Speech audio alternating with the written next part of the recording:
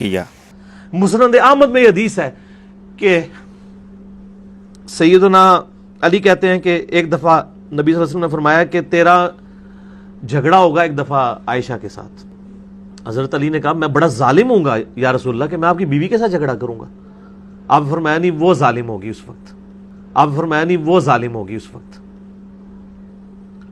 تو یا رسول اللہ آپ مجھے کیا حکم دیتے ہیں؟ فرمایا کہ وہ جب ظلم کرے گی تو تم اس کو واپس چھوڑ آنا جہاں سے وہ آئی تھی۔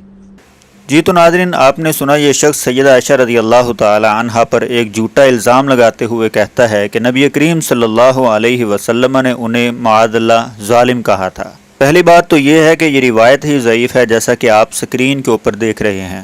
دوسری بات یہ ہے کہ اس ضعیف روایت میں یہ الفاظ بالکل بھی نہیں ہیں کہ نبی کریم صلی اللہ علیہ وسلم نے سیدہ عائشہ رضی اللہ تعالی عنہا کو ظالم کہا ہو۔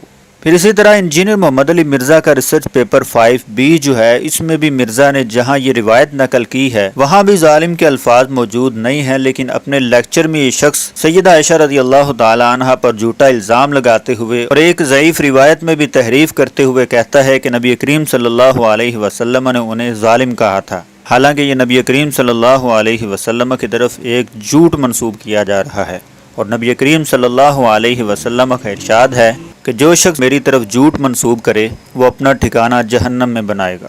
تو ناظرین، یہ ہے اس شخص کی حقیقت اور اس کا دجل پن کہ جس کے دل میں صحابہ کرام تو کیا امہات المومنین کے بارے میں بھی بغض اور کینہ کوٹ کوٹ کر بھرا ہوا ہے۔ تو خدارا ایسے لوگوں سے اپنے ایمان کو محفوظ رکھیے اور اپنے دلوں میں صحابہ کرام کی محبت کو اجاگر کریں۔